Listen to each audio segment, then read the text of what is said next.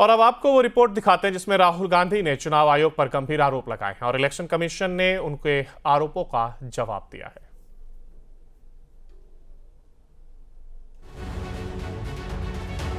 एक बार फिर वोट चोरी का आरोप, एक बार फिर चुनाव आयोग पर सवाल।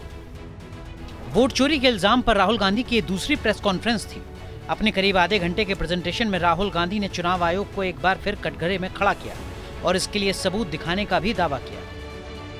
अलंग में 6018 वोटर्स डिलीट हुए, उसमें से इनकी रिश्तेदार, उन्होंने पता लगाया कि मेरे रिश्तेदार को डिलीट किसने किया। पता लगा कि पड़ोसी ने रिश्तेदार को डिलीट किया। बीएलओ ने जाके पड़ोसी से पूछा कि भाई आपने मेरे रिश्तेदार को क्यों डिलीट किया। पड़ोसी ने कहा मैंने तो नहीं किया।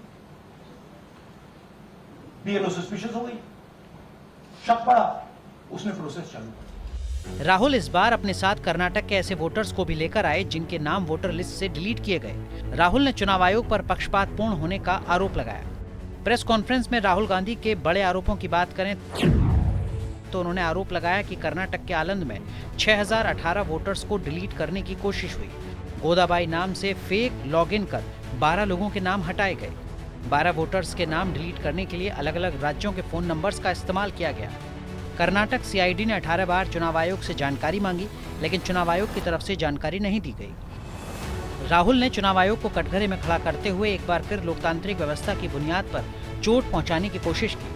पूरे मुद्दे पर बीजेपी ने करारा पलटवार किया है। चुनाव दर चुनाव हार और जनता से नकार दिए जाने वाले एक नेता, जिनके नेतृत्व में लगभग 90 चुनाव कांग्रेस पार्टी हारी, उनकी हताशा निराशा दिन पर दिन बढ़ती जा रही है और आरोपों की राजनीति को इन्होंने अपना आभूषण बना लिया है।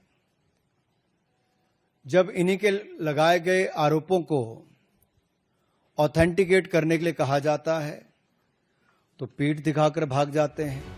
राहुल गांधी बार बार वोट चोरी का मुद्दा उठा रहे हैं। एटम बम के बाद हाइड्रोजन बम फोड़ने की बात कर रहे हैं। हालांकि ताजा खुलासे पर राहुल का कहना है कि यह हाइड्रोजन बम नहीं है, लेकिन राहुल के खुलासे पर जुबानी संग्राम शुरू हो गया है। ये गोदाबाई जी हैं, इनके नाम पर 12 वोटर्स डिलीट किए गए, इनको मालूम ही नहीं।